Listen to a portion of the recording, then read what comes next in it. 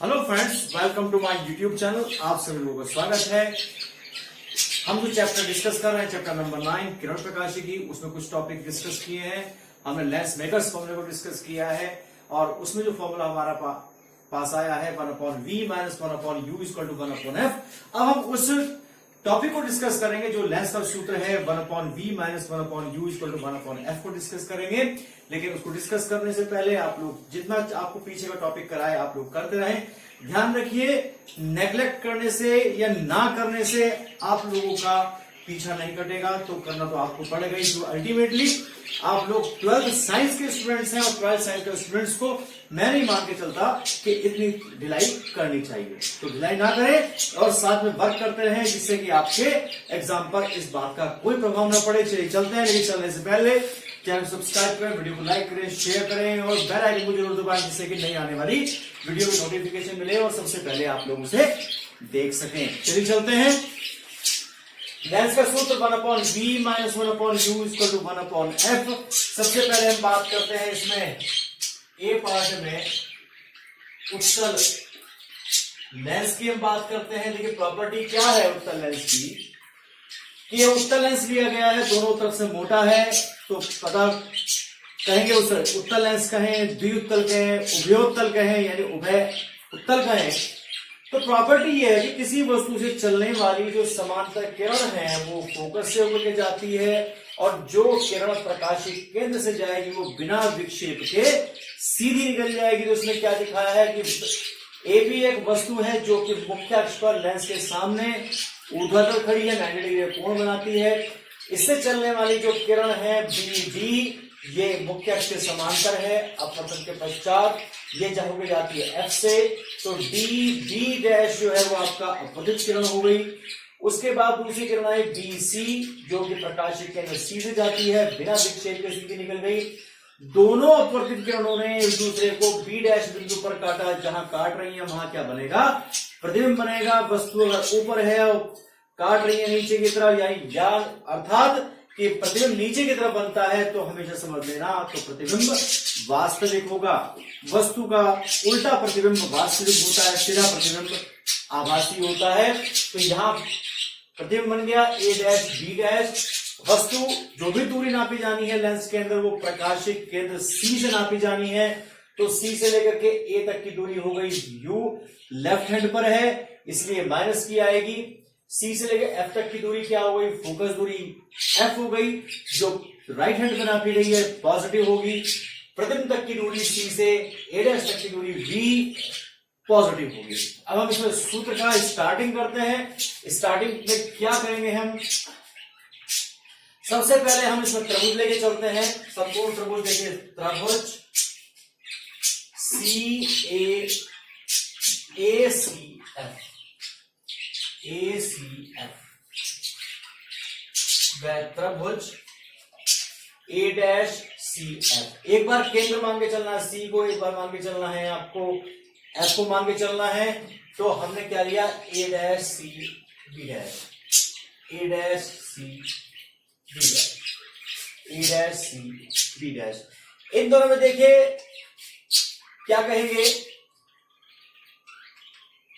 समरूप त्रिभुज है। समरूप त्रिभुज क्यों कह दिए, समरूप त्रिभुज की प्रॉपर्टी होती है, पहली बात तो दोनों जो ट्राइंगल है वो 90 डिग्री के हैं।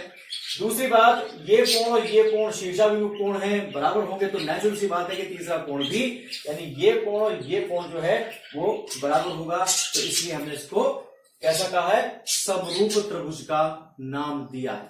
समरूप त्रिभुज की प्रॉपर्टी होती है कि आधार का आधार से, लंब का लंब से और कर्ण का कर्ण से अनुपात बराबर होता है। चलिए चलते हैं इसमें। सबसे पहले हम बात करते हैं, इसको लिया है तो पहले लेते हैं A C B, sorry A B, लंब का लंब से ए डैश बी डैश बराबर। इसके बाद आता आधार का सी A upon C A dash, पहला हमने इसे समीकरण कह दी। अब हम दूसरे समीकरण की बात हम करते हैं। दूसरे के बाद हम चलते हैं कि त्रिभुज डी एफ सी व त्रिभुज ए डैश एफ बी डैश ये भी समरूप त्रिभुज हैं। इसी तरह से लेके चलते हैं C D upon A dash B dash is equal to C F upon F A dash. अब आप ये देखिए कि सी डी समांतर है एबी के, वह सी डी बराबर है एबी के। यहां देखिए एबी और सी डी ये हमारा एक आयत बन रहा है, आयत में आमने सामने भुजाएं बराबर होती हैं, तो क्या लिख सकते हैं A B upon A dash B dash is equal to C F upon F A dash. Second equation हमने मान ली। इन दोनों समीकरणों में आप एक बात नोटिस करिए, पहली और दूसरी के अंदर आपका जो लेफ्ट हैंड साइड है वो बराबर है, तो क्या करते हैं एक व दो से बात करेंगे तो C A upon C A dash is equal to C F upon F A dash. तीसरे समीकरण हमने मान लिया। अब हमें क्या करना है, इसके अंदर वैल्यूज को कैलकुलेट करना है। सबसे पहले देखिए वैल्यूज क्या क्या दी हुई है। सबसे पहले वैल्यू जो दी हुई है वो है C A is equal to minus का यू सी एफ इस ओर प्लस का एफ और C A dash is equal to plus का वी। हमें क्या निकालना है, देखिए इसमें दो चीज हमारे पास आ चुकी है, सी ए आ चुका है, सी ए डैश आ चुका है, सी एफ आ चुका है, एफ ए डैश हमारे पास नहीं है। एफ ए डैश की बात हम करते हैं। एफ ए डैश की कैसे निकालेंगे, अगर सी ए डैश में से सी एफ घटा दे, सी ए डैश में सी एफ घटा दे तो ये बच जाएगा। तो कितना होगा, सी ए डैश कितना है वी और माइनस का एफ। एक हमारे पास ये आ गया। इन सभी के मानों को कहां रखते हैं, समीकरण 3 में रखते हैं। उपरोक्त मानों को समीकरण 3 में रखेंगे। समीकरण 3 में रखेंगे तो क्या आएगा, minus U upon V is equal to F upon V minus F. अब क्या करते हैं कि क्रॉस मल्टीप्लाई करते हैं। जब क्रॉस मल्टीप्लाई करेंगे इसका करेंगे माइनस का यू वी प्लस का यू एफ बराबर V F. You V F से दोनों ओर भाग कर देंगे। अब ये एफ नहीं है तो minus 1 upon F 1 upon V 1 upon U. इसको इधर ले जाएं, इसको इधर लाएं तो 1 upon V minus 1 upon U equal to 1 upon F. इस तरीके से ये हमारा फाइनल फॉर्मूला उत्तल लेंस के लिए आ गया। हालांकि अवतल लेंस के लिए भी यही फॉर्मूला होता है, लेकिन आप लोग इसको चेकआउट करें, उसको नोट करें किस तरीके से ये किया गया है और इसको आप बनाएं, करिए आप इसे।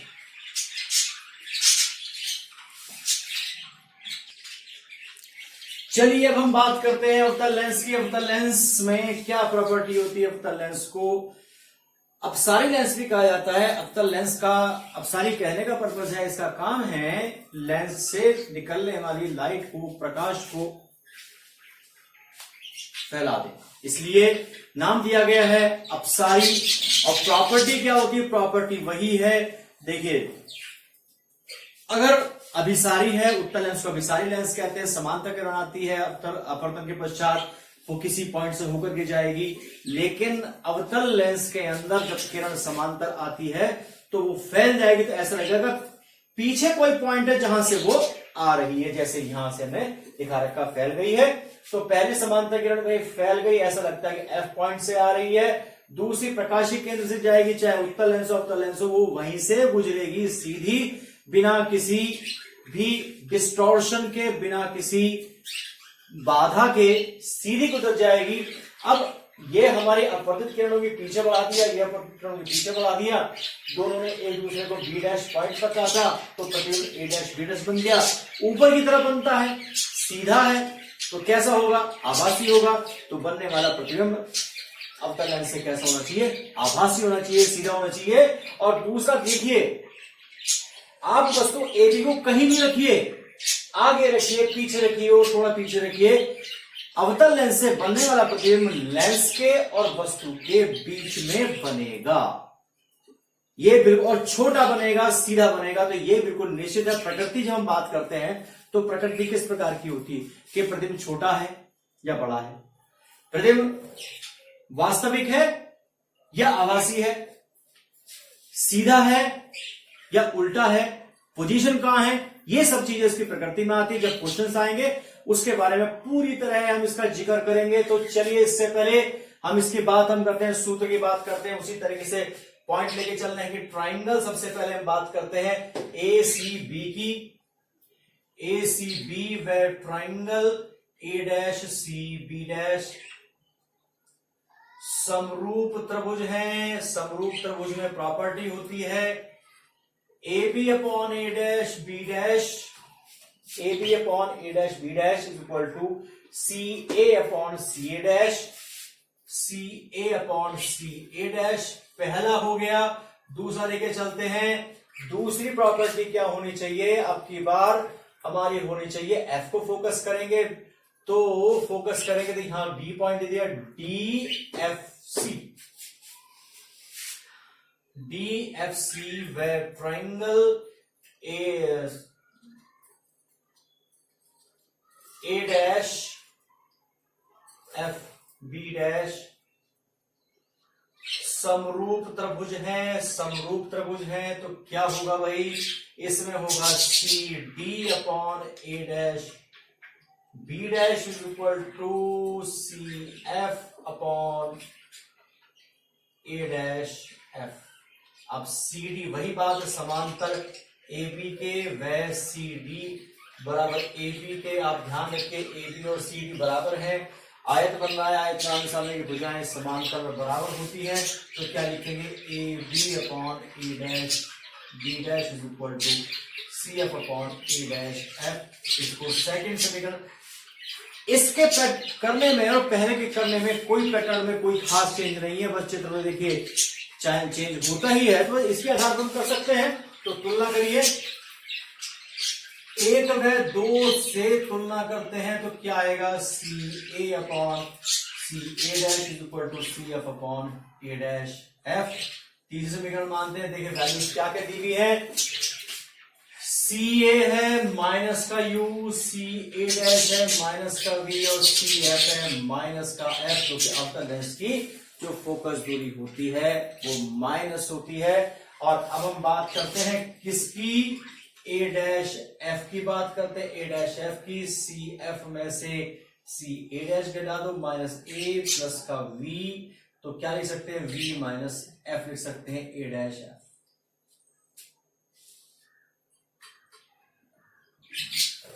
चलिए चलते हैं, अब क्या करते हैं, अब इसको हम वैल्यूज रखते हैं समीकरण 3 में। समीकरण 3 से क्या करेंगे, माइनस का u माइनस का v इक्वल टू माइनस का f upon v minus F, v minus F करिए। माइनस का uv प्लस का uf is equal to vf, uv f से भाग दिया तो माइनस का 1 upon F, 1 upon v is equal to 1 upon u, implies that, transfer कर ले, 1 upon F is equal to 1 upon v minus 1 upon. तो दोनों के जो सूत्र आए उसमें रत्ती भर भी कोई फर्क नहीं है, और जब फर्क ना हो तो फिर केवल पैटर्न में चेंज होता है। लेकिन नेचर तो हमेशा एक लेंस से दूसरे लेंस पर चेंज होती ही है, तो वो तो हमें इसमें तो हम कुछ कर ही नहीं सकते। तो इस तरीके से हमने उत्तल लेंस के अवतल लेंस के लिए फॉर्मूला जनरेट किया। तो अब हम पहले इसको नोट करिए, फिर हम नेक्स्ट टॉपिक के ऊपर आगे चलते हैं। पहले नोट करिए,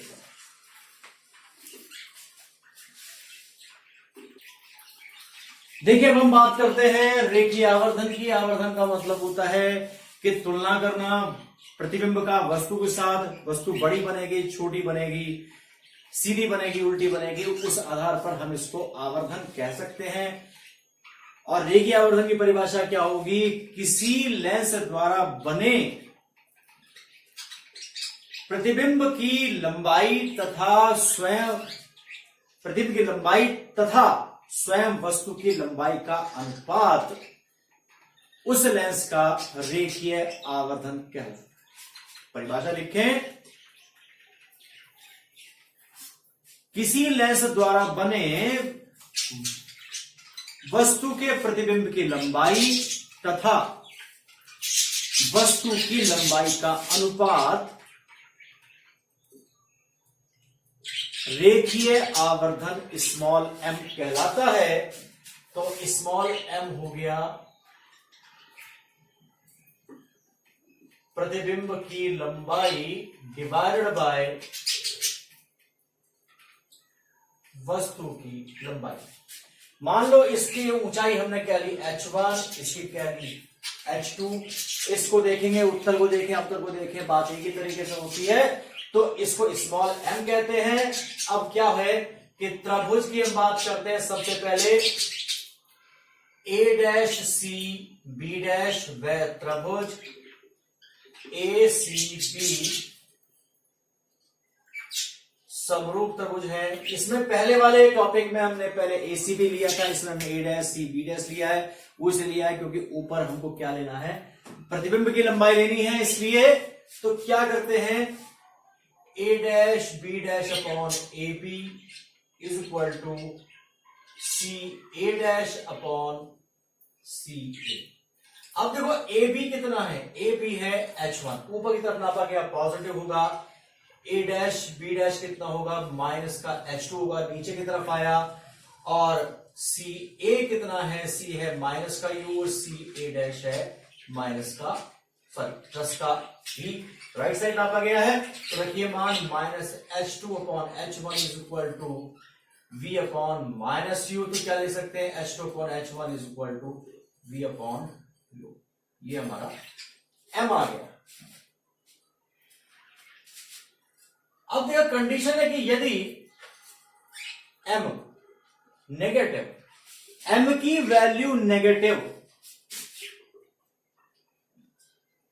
तो लेंस उत्तल व बनने वाला प्रतिबिंब वास्तविक होगा। M पॉजिटिव,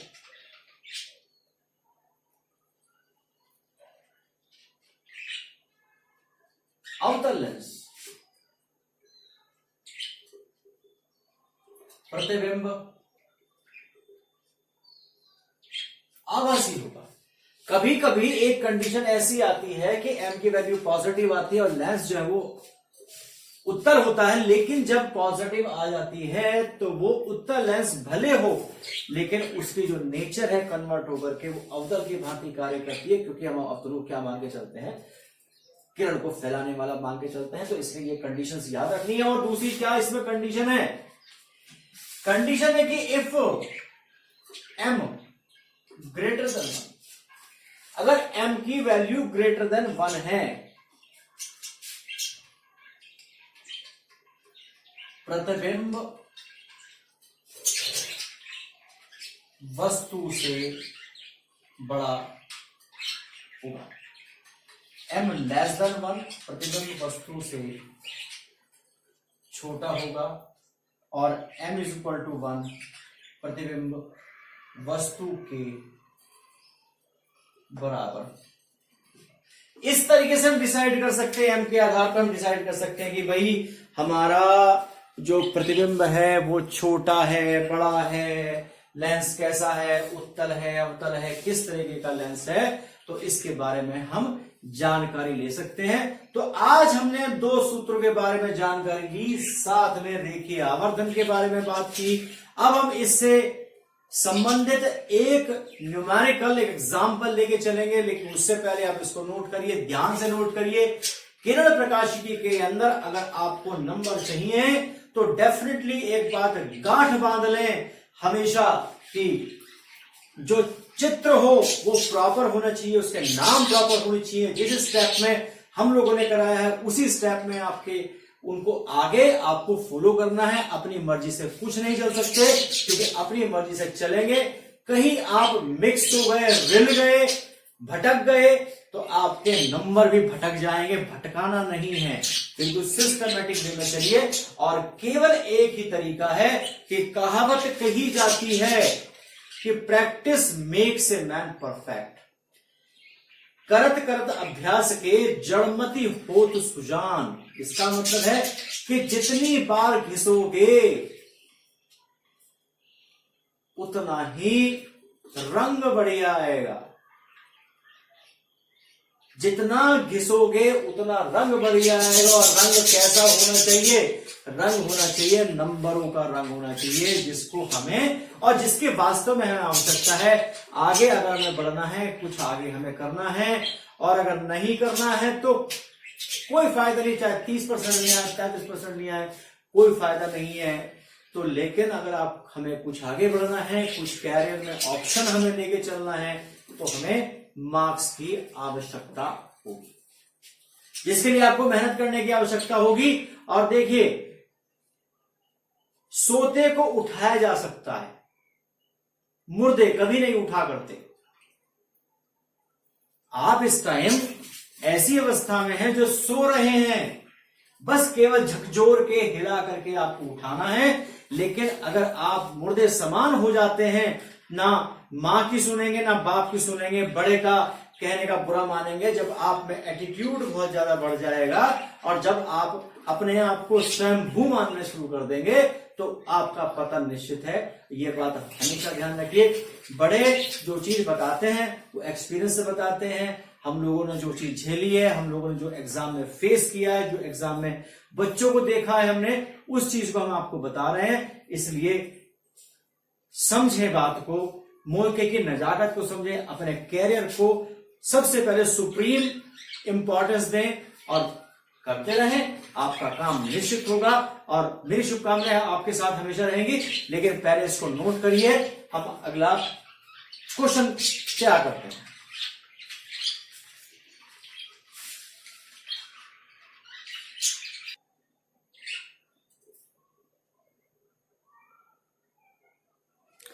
चलिए चलते हैं अपने एक एग्जाम्पल पर। हमने चित्र बना दिया है और चित्र के बारे में चित्र बनाएंगे, लेकिन उससे पहले क्वेश्चन को नोट कर लें। क्वेश्चन क्या कहता है? प्रकाश की किरणें उत्तल लेंस पर दर्शाए गए चित्र के अनुसार गिर रही हैं। यदि लेंस की फोकस दूरी 20 सेंटीमीटर हो, उत्तल लेंस है तो फोकस दूरी पॉजिटिव होगी, 20 सेंटीमीटर हो फोकस दूरी, तो प्रतिबिंब की स्थिति बताएं। यानी प्रतिबिंब कहां बनेगा? अब आप इसको देखिए। सपोज करो कि ये किरणें चित्र में दिखा रखी हैं, चौड़ी होकर के आ रही, किसी पॉइंट पर आकर के मिल रही है। अगर लेंस ना होता तो ये आने वाली किरणें ऊपर मिलती, तो इसका मतलब है वो एक वस्तु का कार्य कर रहा है। जब हमारी लेंस पड़ रही है तो वो एक आभासी वस्तु का कार्य कर रहा है। तो आभासी वस्तु के लिए जो यू लिया जाएगा, वो चूंकि सी से नापी जानी है सारी की सारी, तो सी से लेकर के ओ की तरफ राइट साइड नापी जाएगी। तो क्या होगा? प्लस का 10 सेंटीमीटर हो गया। एफ आपको देखना है, वी निकालना है, वी कितना होगा? तो सीधा सा फॉर्मूला है कि 1/v minus 1/u equal to 1/f, 1/v equal to 1/f plus 1/u। कितना हो गया? 1/20 प्लस 1/10 कितना हो गया भाई? 3/20 हो गया। तो v बराबर हो गया 20/3 सेंटीमीटर, तो 6.67 सेंटीमीटर आपका ये आ गया। 6.67 का मतलब हो गया आधा यहां हो गया और कुछ यहां जाकर के बनेगा। तो बनने वाला जो प्रतिबिंब होगा वो कुछ यहां आकर के आपका बनेगा। तो इस तरीके से ये हमने इस क्वेश्चन को कंप्लीट किया। बहुत टिपिकल नहीं है, बस थोड़ी सी टेक्निक की आवश्यकता है कि किरण कहां से जाती है, कहां से आती है, कहां मिलेगी जाकर के, कैसे होगा, वो सब अगर आपको थोड़ी सी रूल्स के बारे में जानकारी है तो सब आप सीख सकते हैं। चलिए करिए।